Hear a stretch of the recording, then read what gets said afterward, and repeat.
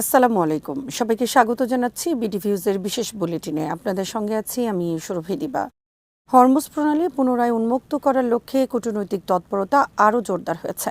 Iran জানিয়েছে মধ্যস্থতাকারী দেশ ওমানের সঙ্গে চলমান আলোচনা ইতিবাচকভাবে এগোচ্ছে এবং উভয় পক্ষই এমন একটি সমাধানের দিকে কাজ করছে যা উপসাগরীয় অঞ্চলে নৌ চলাচল স্বাভাবিক করতে সহায়তা করবে। একই সঙ্গে যুক্তরাষ্ট্র আলোচনার অগ্রগতির ব্যাপারে আশাবাদী অবস্থান নিয়েছে। মার্কিন পররাষ্ট্রমন্ত্রী মার্কো রুবিও বলেছেন, হরমুজ প্রণালী ইস্যুতে চলমান আলোচনায় উল্লেখযোগ্য অগ্রগতি হয়েছে। তার মতে সংশ্লিষ্ট পক্ষগুলোর মধ্যে যোগাযোগ অব্যাহত রয়েছে এবং একটি সমঝোতার সম্ভাবনা আগের তুলনায় অনেক বেশি। এদিকে মার্কিন অর্থমন্ত্রী স্কট বেসেন্ট আরও আশাবাদী মন্তব্য করে বলেছেন, আলোচনার ফলাফল খুব শিগগিরই সামনে আসতে পারে। তার ভাষায় আজ অথবা আগামীকালই একটি চুক্তি হওয়ার সম্ভাবনা রয়েছে। যদিও সম্ভাব্য চুক্তির বিস্তারিত শর্ত বা কাঠামো সম্পর্কে তিনি কিছুই জানাননি। বিশ্লেষকদের মতে হরমুজ প্রণালী বিশ্বের অন্যতম গুরুত্বপূর্ণ জ্বালানি পরিবহন রুট হওয়ায় এটি পুনরায় নিরাপদ ও উন্মুক্ত করা আন্তর্জাতিক অর্থনীতি এবং বৈশ্বিক জ্বালানি বাজারের জন্য অত্যন্ত গুরুত্বপূর্ণ। সাম্প্রতিক উত্তেজনার কারণে তেল পরিবহন, বীমা ব্যয় এবং জ্বালানির দামে অস্থিরতা দেখা দিয়েছিল। ফলে আলোচনায় অগ্রগতি বিনিয়োগকারী ও আন্তর্জাতিক বাজারে ইতিবাচক বার্তা হিসেবে বিবেচিত হচ্ছে। তবে এখনও কোনো আনুষ্ঠানিক চুক্তি স্বাক্ষরিত হয়নি। আলোচনায় জড়িত পক্ষগুলো কূটনৈতিক প্রচেষ্টা অব্যাহত রেখেছে এবং চূড়ান্ত সমঝোতা না হওয়া পর্যন্ত পরিস্থিতি নিবিড়ভাবে পর্যবেক্ষণ করা হচ্ছে। যদি একটি সমঝোতা হয় তবে তা শুধু হরমুজ প্রণালীতে নৌ চলাচল পুনরুদ্ধারই নয়, বরং মধ্যপ্রাচ্যের সামগ্রিক নিরাপত্তা পরিস্থিতি এবং বৈশ্বিক জ্বালানি সরবরাহ ব্যবস্থায়ও ইতিবাচক প্রভাব ফেলতে পারে। ইয়েমেনের হুথি আন্দোলন দাবি করেছে সৌদি আরবের তেলবাহী ট্যাঙ্কার ওয়াফায়ের ওপর সর্বশেষ ব্যালিস্টিক ক্ষেপণাস্ত্র হামলা তাদের ঘোষিত সামুদ্রিক অবরোধ বাস্তবায়নের অংশ। হুথি সামরিক মুখপাত্র এক বিবৃতিতে জানান, ইয়েমেনের সশস্ত্র বাহিনীর পক্ষ থেকে সৌদি আরবের বিরুদ্ধে আরোপিত সামুদ্রিক অবরোধ কার্যকর করার লক্ষ্যেই এই হামলা চালানো হয়েছে। বিবৃতিতে বলা হয়, লোহিত সাগর ও আরব সাগরে চলাচলরত সৌদি তেলবাহী ট্যাঙ্কার ওয়াফাকে একাধিক ব্যালিস্টিক ক্ষেপণাস্ত্র দিয়ে লক্ষ্যবস্তু করা হয় এবং হামলাটি নির্ভুলভাবে লক্ষ্যবস্তুতে আঘাত হানে বলে দাবি করা হয়েছে। তবে হামলায় জাহাজটির ক্ষয়ক্ষতি, হতাহতের ঘটনা বা স্বাধীনভাবে এ দাবির সত্যতা এখনও নিশ্চিত করা সম্ভব হয়নি। হুথিদের দাবি অনুযায়ী 22 জুলাই থেকে সৌদি আরবের বিরুদ্ধে ঘোষিত সামুদ্রিক অবরোধ শুরুর পর এ পর্যন্ত তাদের বাহিনী মোট 8টি সৌদি তেলবাহী ট্যাঙ্কারে হামলা চালিয়েছে। একই সঙ্গে তারা দাবি করেছে, এই সময়ের মধ্যে লোহিত সাগর ও আরব সাগরে 29টি সৌদি তেলবাহী ট্যাঙ্কারকে গন্তব্যে যেতে বাধা দেওয়া হয়েছে এবং সেগুলোকে ফিরে যেতে বাধ্য করা হয়েছে। সাম্প্রতিক সপ্তাহগুলোতে হুথিরা সৌদি আরবের জ্বালানি সরবরাহ ও সামুদ্রিক বাণিজ্যকে লক্ষ্য করে ধারাবাহিক হামলার দাবি করে আসছে। তাদের ভাষ্য, এসব অভিযান ইয়েমেনের আকাশসীমা লঙ্ঘন, সামরিক অভিযান এবং আঞ্চলিক সংঘাতের প্রতিক্রিয়া হিসেবে পরিচালিত হচ্ছে।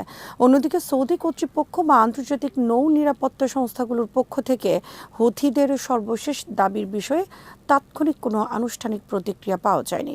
বিশ্লেষকদের মতে এ ধরনের হামলা অব্যাহত থাকলে লোহিত সাগর ও আরব সাগর অঞ্চলের জ্বালানি পরিবহন, বৈশ্বিক বাণিজ্য এবং সামুদ্রিক নিরাপত্তা পরিস্থিতির উপর নতুন করে চাপ সৃষ্টি হতে পারে।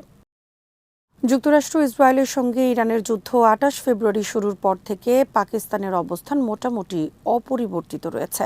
ইসলামাবাদ শুরু থেকেই এসব পক্ষকে সংযম প্রদর্শনের আহ্বান জানিয়ে আসছে এবং সংকটের সমাধানে সংলাপ ও কূটনৈতিক পথের উপর জোর দিচ্ছে। এবছরের এপ্রিল মাসে পাকিস্তানের উদ্যোগে ইসলামাবাদে কয়েক দশকের মধ্যে প্রথমবারের মতো যুক্তরাষ্ট্র ও ইরানের মধ্যে সরাসরি আলোচনা অনুষ্ঠিত হয়। সেই আলোচনার ধারাবাহিকতায় জুন মাসে একটি সমঝোতা স্মারক স্বাক্ষরিত হয়। এতে স্বাক্ষর করেন পাকিস্তানের প্রধানমন্ত্রী শাহবাজ শরীফ, ইরানের প্রেসিডেন্ট মাসুদ পেজিশকিয়ান এবং যুক্তরাষ্ট্রের প্রেসিডেন্ট ডোনাল্ড ট্রাম্প। চুক্তিটিকে আঞ্চলিক উত্তেজনা প্রশমনের একটি গুরুত্বপূর্ণ কূটনৈতিক অগ্রগতি হিসেবে দেখা হয়েছিল। তবে শান্তি প্রতিষ্ঠার প্রতিটি প্রচেষ্টাই অল্প সময়ের মধ্যেই ভেঙে পড়ে। এপ্রিলের যুদ্ধবিরতি কয়েকদিনের মধ্যেই কার্যত অকার্যকর হয়ে যায়। এরপর যুক্তরাষ্ট্র ইরানের দক্ষিণাঞ্চলের বন্দরগুলোর ওপর নৌ অবরোধ আরোপ করে। পরে জুনের সমঝোতা স্মারকও 1 মাসের বেশি টেকেনি। উভয় পক্ষের মধ্যে নতুন করে পাল্টা হামলা শুরু হয় এবং যুক্তরাষ্ট্র আবারও ইরানের বিরুদ্ধে নৌ অবরোধ পুনর্বহাল করে। এসব ঘটনার পরও পাকিস্তান তার কূটনৈতিক অবস্থান থেকে সরে আসেনি। জুলাই মাস জুড়ে অনুষ্ঠিত সাপ্তাহিক সংবাদ ব্রিফিংগুলোতে পাকিস্তানের পররাষ্ট্র মন্ত্রণালয়ের মুখপাত্র তাহির আন্দ্রাবি বারবার বলেছেন, শান্তি প্রতিষ্ঠার জন্য ওই সমঝোতা স্মারকই এখনও সবচেয়ে কার্যকর ভিত্তি। যদিও এর আওতায় প্রতিষ্ঠিত যুদ্ধবিরতি একাধিকবার ভেঙে পড়েছে, তবুও ইসলামাবাদের মতে সংলাপ ও সমঝোতার বিকল্প নেই। বিশ্লেষকদের মতে পাকিস্তান একদিকে প্রতিবেশী ইরানের সঙ্গে সুসম্পর্ক বজায় রাখতে চায়, অন্যদিকে যুক্তরাষ্ট্রের সঙ্গেও কূটনৈতিক ভারসাম্য রক্ষা করছে।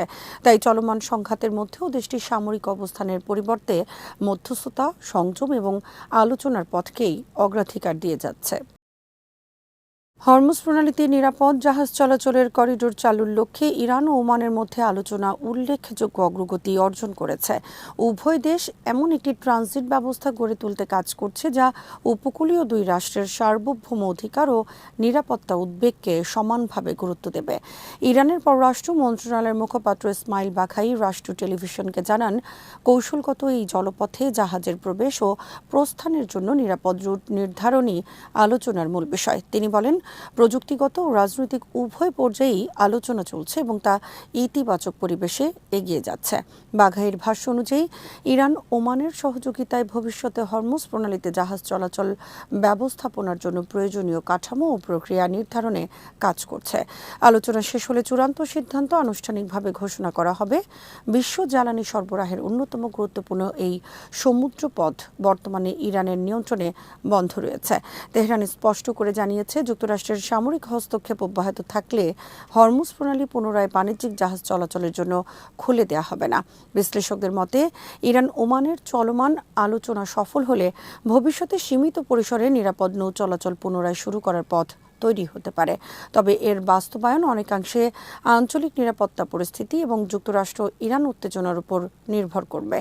এ কারণে আন্তর্জাতিক জ্বালানি বাজার, শিপিং খাত এবং উপসাগরীয় অঞ্চলের দেশগুলো আলোচনার অগ্রগতি নিবিড়ভাবে পর্যবেক্ষণ করছে।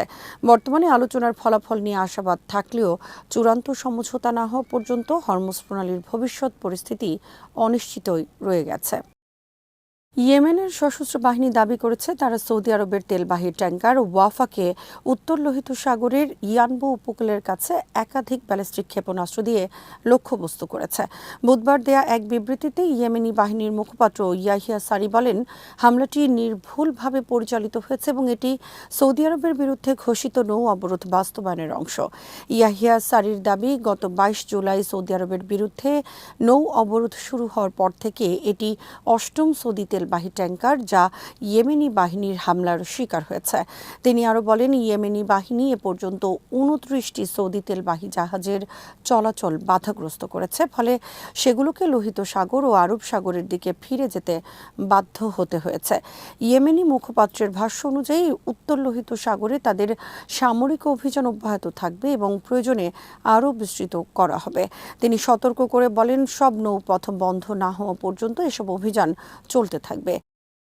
প্রিয় দর্শক, যুক্তরাষ্ট্র ইরান যুদ্ধ নিয়ে আরও সর্বশেষ সংবাদ এবং বিশ্লেষণ থাকছে আমাদের সন্ধ্যার বুলেটিনে। আজ এখানেই শেষ করছি। সবাই ভালো থাকুন, সুস্থ থাকুন আর দেখতে থাকুন বিডিফিউজ। চ্যানেলটি ভালো লাগলে সাবস্ক্রাইব করুন, সংযুক্ত থাকুন আমাদের ফেসবুক পেজে। আল্লাহ হাফেজ।